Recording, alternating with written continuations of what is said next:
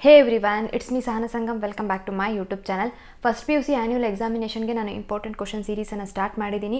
ಈಗಾಗಲೇ ಕೆಮಿಸ್ಟ್ರಿನಲ್ಲಿ complete 9 chapters ಕೂಡ important and fixed questions videos upload ಮಾಡಿದ್ದೀನಿ. ಅದರ ಜೊತೆಗೆ ನಾನು ಫಿಸಿಕ್ಸಲ್ಲಿ 7 ಚಾಪ್ಟರ್ಸ್ದು important and fixed questions videos upload ಮಾಡಿದ್ದೀನಿ.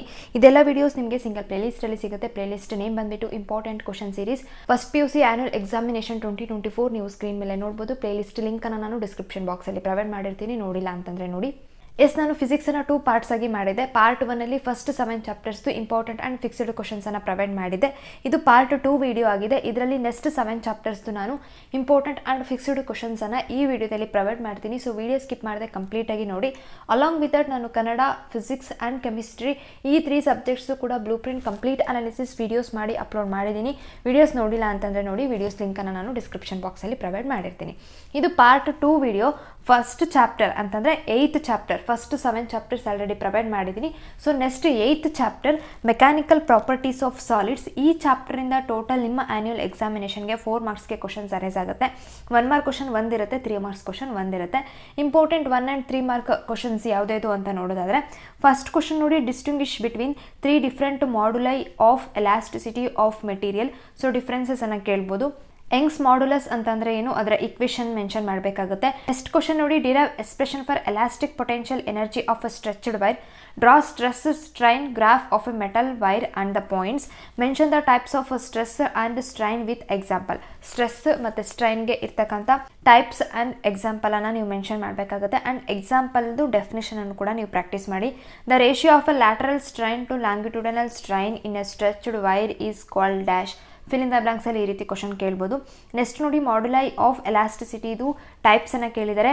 ಶೇರ್ ಮಾಡ್ಯುಲಸ್ ಅಂತಂದರೆ ಏನು, ಅದರ ಎಕ್ಸ್ಪ್ರೆಷನ್ ಆ್ಯಂಡ್ ಎಕ್ಸ್ಪ್ರೆಷನಲ್ಲಿ ಬರ್ತಕ್ಕಂಥ ಟರ್ಮ್ಸನ್ನು ನೀವು ಎಕ್ಸ್ಪ್ಲೇನ್ ಮಾಡಬೇಕಾಗುತ್ತೆ.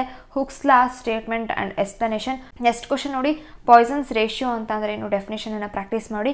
ಮಾಡ್ಯುಲಸ್ ಆಫ್ ಎಲಾಸ್ಟಿಸಿಟಿ ಅಂತಂದರೆ ಏನು, ಅದರ ಎಕ್ಸ್ಪ್ರೆಷನ್ ಆ್ಯಂಡ್ ಎಸ್ ಐ ಯೂನಿಟನ್ನು ನೀವು ಪ್ರಾಕ್ಟೀಸ್ ಮಾಡಬೇಕಾಗುತ್ತೆ.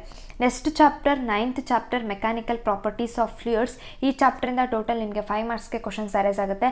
1 ಮಾರ್ಕ್ ಕ್ವಶನ್ 2 ಕ್ವಶನ್ಸ್ ಇರುತ್ತೆ, 3 ಮಾರ್ಕ್ಸ್ ಕ್ವಶನ್ ಒಂದಿರುತ್ತೆ. 1 ಆ್ಯಂಡ್ 3 ಮಾರ್ಕ್ ಇಂಪಾರ್ಟೆಂಟ್ ಕ್ವಶನ್ಸ್ ಯಾವುದಿದು ಅಂತ ನೋಡೋಣ. ನಾನು ಪ್ರೀವಿಯಸ್ ವಿಡಿಯೋದಲ್ಲಿ ಹೇಳೋ ರೀತಿ ನಾನು ಎಲ್ಲ ಟೈಪ್ ಆಫ್ ಕ್ವಶನ್ಸನ್ನು ನಾನು ಕಂಬೈನ್ ಆಗಿ ಕೊಡ್ತೀನಿ. ಬಿಕಾಸ್ 1, 2, 3 ಮಾರ್ಕ್ಸ್ ಆಲ್ಮೋಸ್ಟ್ ನಿಮಗೆ ಓವರ್ಲ್ಯಾಪ್ ಆಗುವಂಥ ಚಾನ್ಸಸ್ ಇರುತ್ತೆ. 5 ಮಾರ್ಕ್ಸ್ ಕ್ವಶನ್ಸ್ ಮಾತ್ರ ನಾನು ಸಪ್ರೇಟಾಗಿ ಪ್ರೊವೈಡ್ ಮಾಡ್ತೀನಿ. ಫಸ್ಟ್ ಕ್ವಶನ್ ನೋಡಿ, Hooke's law write expression for terminal velocity and explain the terms ಅಂತ ಇದೆ. ಬರ್ನೌಲಿಸ್ ಪ್ರಿನ್ಸಿಪಲ್ ಅಂತಂದರೆ ಏನು, ಸ್ಟೇಟ್ಮೆಂಟ್ ಪ್ರಾಕ್ಟೀಸ್ ಮಾಡಿ. Give Bernoulli's equation in fluid dynamics and what is Magnus effect ಅಂತ ಇದೆ. ಇದು ಈ ವರ್ಷ ನಿಮ್ಮ ಮಾಡೆಲ್ ಕ್ವಶನ್ ಪೇಪರಲ್ಲಿ ಕೇಳಿದರೆ. ಪಾಸ್ಕಲ್ಸ್ ಲಾ ಸ್ಟೇಟ್ಮೆಂಟ್ ಆ್ಯಂಡ್ ಅದರ ಅಪ್ಲಿಕೇಶನ್ ಪ್ರಾಕ್ಟೀಸ್ ಮಾಡಿ. ನೆಕ್ಸ್ಟ್ ನೋಡಿ, explain how Pascal's law is applied in an hydraulic lift ಅಂತ ಇದೆ. 3 ಮಾರ್ಕ್ಸ್ಗೆ ಕೇಳುವಂಥ ಚಾನ್ಸಸ್ ಇರುತ್ತೆ.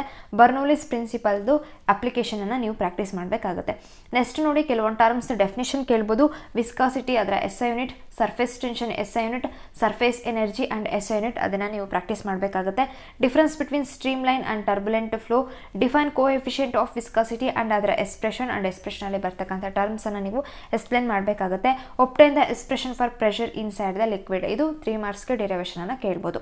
ನೆಕ್ಸ್ಟ್ ಚಾಪ್ಟರ್ ನೋಡೋಣ, thermal properties of matter. Total ಈ ಚಾಪ್ಟರ್ಗೆ ನಿಮಗೆ 11 ಮಾರ್ಕ್ಸ್ಗೆ ಕ್ವಶನ್ಸ್ ಅರೇಸ್ ಆಗುತ್ತೆ. 1 ಮಾರ್ಕ್ ಕ್ವಶನ್ ಒಂದಿರುತ್ತೆ, 2 ಮಾರ್ಕ್ಸ್ ಕ್ವಶನ್ ಒಂದಿರುತ್ತೆ, 3 ಮಾರ್ಕ್ಸ್ ಕ್ವಶನ್ ಒಂದಿರುತ್ತೆ ಆ್ಯಂಡ್ 5 ಮಾರ್ಕ್ಸ್ ಕ್ವಶನ್ ಒಂದಿರುತ್ತೆ. ಅದು ನ್ಯೂಮ್ಯಾರಿಕಲ್ ಪ್ರಾಬ್ಲಮ್ ಆಗುತ್ತೆ.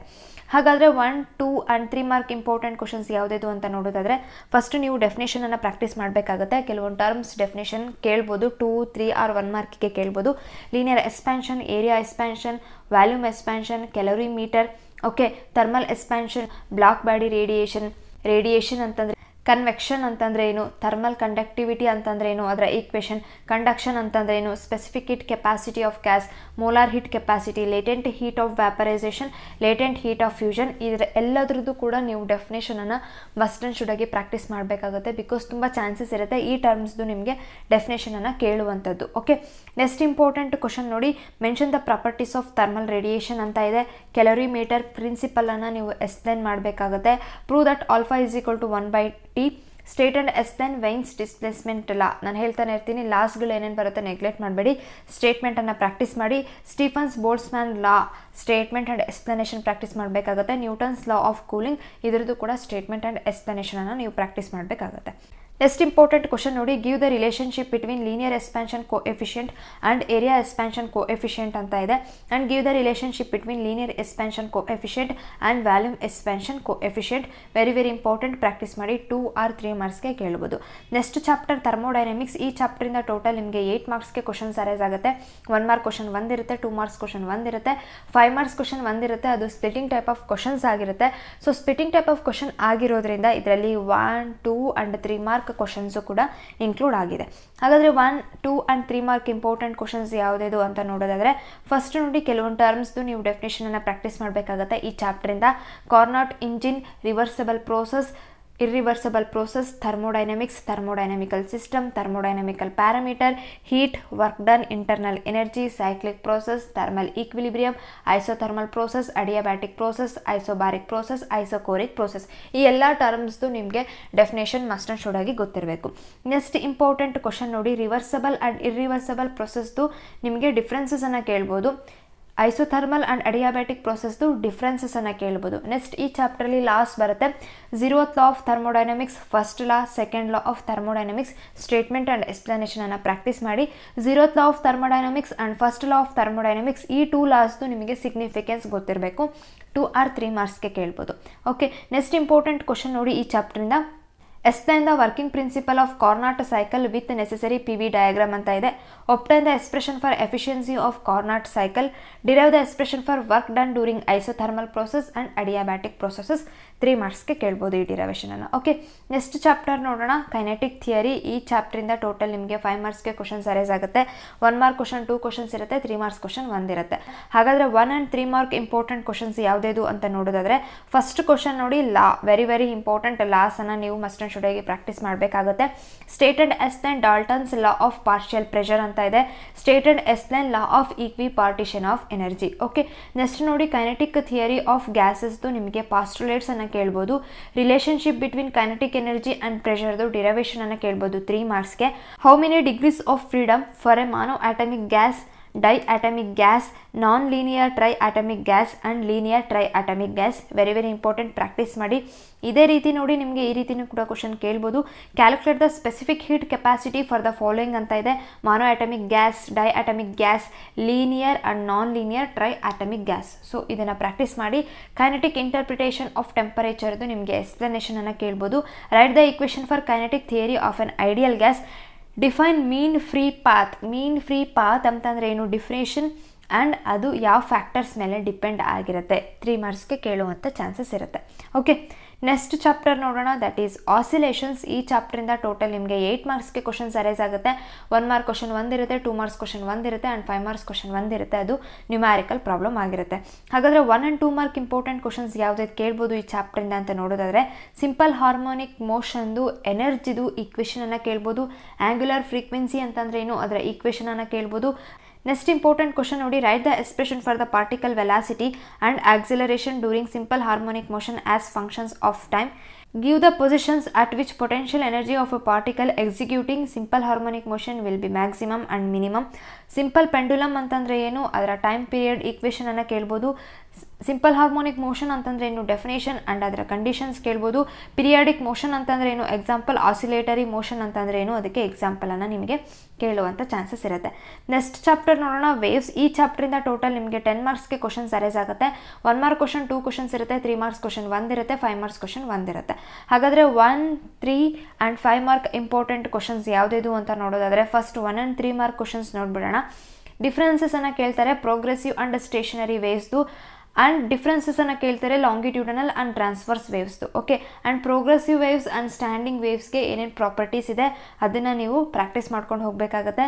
ಕೆಲವೊಂದು ಟರ್ಮ್ಸ್ದು ಡೆಫಿನೇಷನನ್ನು ಕೇಳ್ತಾರೆ, ವಿತ್ ಈಕ್ವೇಷನನ್ನು ಕೂಡ ಕೇಳುವಂಥ ಚಾನ್ಸಸ್ ಇರುತ್ತೆ. ಬೀಡ್ಸ್ ಅಂತಂದ್ರೇನು, ಅದಕ್ಕೆ equation, wave period, frequency, wave length of wave and amplitude, ಈ ಎಲ್ಲ ಟರ್ಮ್ಸ್ದು ಡೆಫಿನೇಷನ್ ಪ್ಲಸ್ ಈಕ್ವೇಷನನ್ನು ಪ್ರಾಕ್ಟೀಸ್ ಮಾಡ್ಕೊಂಡು ಹೋಗಿ. ನೆಕ್ಸ್ಟ್ ಇಂಪಾರ್ಟೆಂಟ್ ಕ್ವಶನ್ ನೋಡಿ, give Newton's formula for speed of sound in air and hence explain Laplace correction to Newton's formula. Very very important. Write the equation for speed of progressive wave. Write the relationship between frequency and angular frequency. Frequency and angular frequency ಗೆ ಏನು relationship ಇದೆ ಈಕ್ವೇಷನಲ್ಲಿ ನೀವು mention ಮಾಡಬೇಕಾಗತ್ತೆ.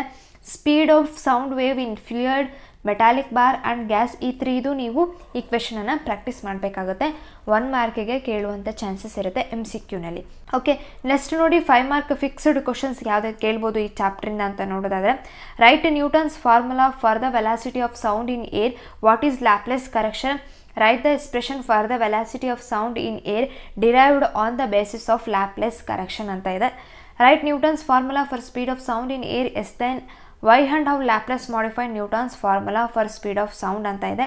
Next ನೋಡಿ, describe various modes of vibration in a closed organ pipe and show that ratio of the frequencies of different harmonics in a closed pipe is 1:3:5:7 ಅಂತ ಇದೆ.